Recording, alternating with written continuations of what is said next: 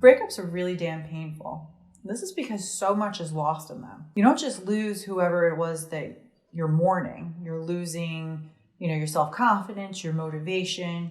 You're losing goals, aspirations, plans for the future. There's a lot lost, so it's understandable why you're so hurt over it. And it doesn't matter whether the breakup's with a romantic partner, a business partner, friend, or even family member. It stings all the same. Breakups, unfortunately, are part of life, so it's really in our best interest to learn how to deal with them in a more efficient manner. There are strategies and ways that you can learn how to control the situation instead of having the situation control you. At the end of this episode, you'll know 3 strategies to help you heal following your breakup. By allowing yourself space and time to heal, learn what's meant to be learned from the situation, and then how to let go when it's time, you'll emerge from the situation as an improved, more motivated individual.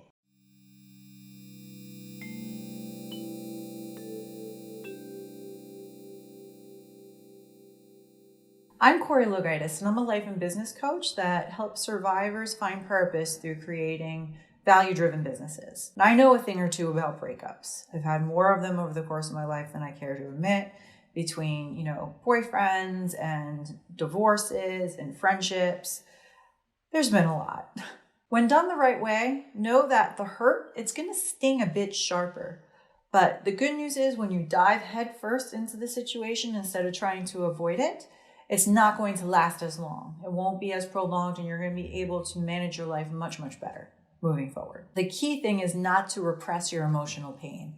And that's what I'm going to share with you today. If you're interested in self-help and motivational content surrounding how to deal with and process life's challenges, you're in the right place. To get regular updates when new episodes become available, be sure to hit subscribe. So here are my top tips on how to cope with a relationship and heal from it fast. The very first, most essential thing you have to do is take care of yourself. So self-care, first and foremost. I don't recommend you even try any of the other steps until you go through and do this one.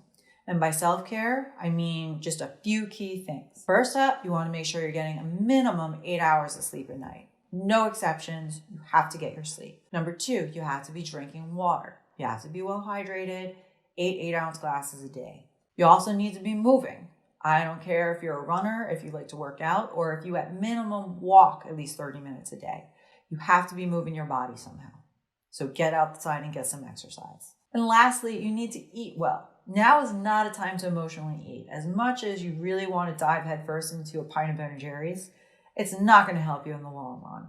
So if you can, try to eat food that doesn't come in a package, meaning lean, meats and proteins, fruits, vegetables, whole grains, food as it comes from nature.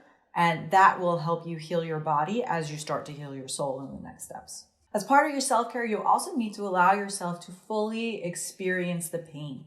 And that means live with the pain in the moment and know that as you take it minute by minute, hour by hour, and day by day, that is going to get better. And by experiencing it for what it is and accepting it for what it is, it's going to help the process move on that much quicker. So if you have to, make time for yourself, don't go out, stay at home on the couch, binge on Netflix, do whatever you have to do in order to fully embrace the crappiness that you feel. Because the sooner that you do it, the faster you're going to get through it. And again, take things one day at a time. Today may be awful, but tomorrow may be great. You never know, but by focusing on what your future is going to look like without whoever the person is in your life, you're just going to prolong your suffering. So instead of thinking about the past and thinking about the future, focus on the now and really take things one day at a time. The next step in my 3-step process is to, evaluate and understand what's to be learned from your relationship. Every single person comes into our lives for a specific reason. That's something that I truly believe.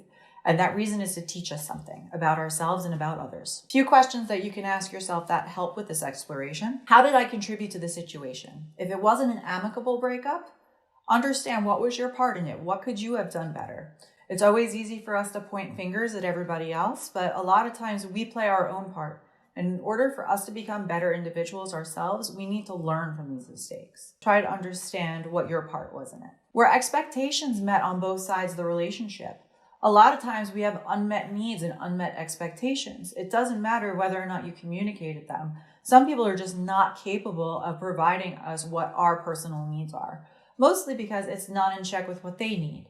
So in the long run, you may not be a good match together. It doesn't mean that you don't love each other. It doesn't mean that you don't care for each other. It just means that it's going to be more difficult, and it's in some cases for the best that you guys split up. Understand too, after every single relationship, you're always a different person after. And this doesn't matter if it's, a job, or if it's, a boyfriend or a husband or a wife. After that person comes into your life, they have some kind of an impact on it that molds you into who you are today. How are you different now than before you met this person?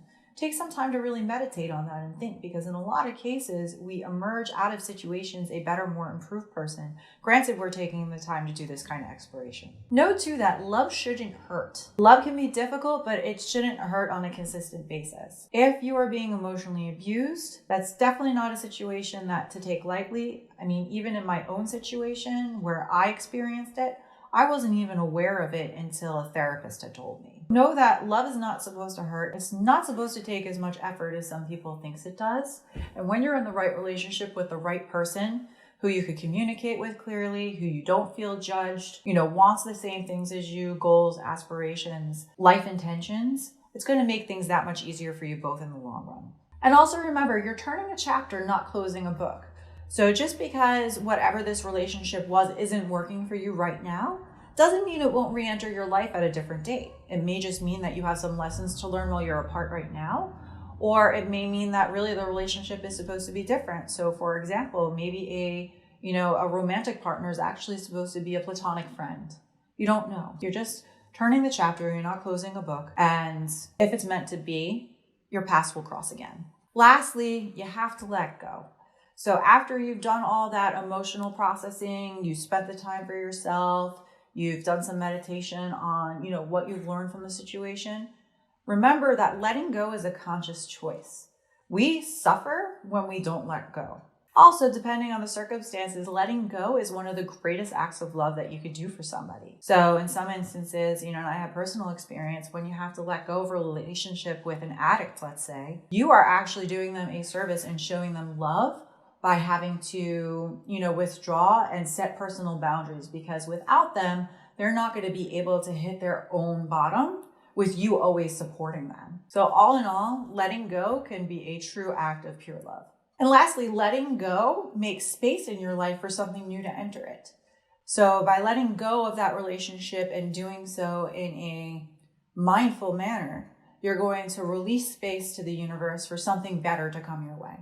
So that sums up how to cope with a relationship breakup in a quick and healthy manner. So what did you think of this episode? Did you like it? If so, hit thumbs up. If not, hit thumbs down. I want to hear what you thought. And if you know somebody who's currently going through a bad breakup right now who may appreciate the information in this video, please be sure to share it. I'd really appreciate it. Ready for even more self-help and motivational content? Be sure to visit my website at www.corrielo.com. Sign up for my email list.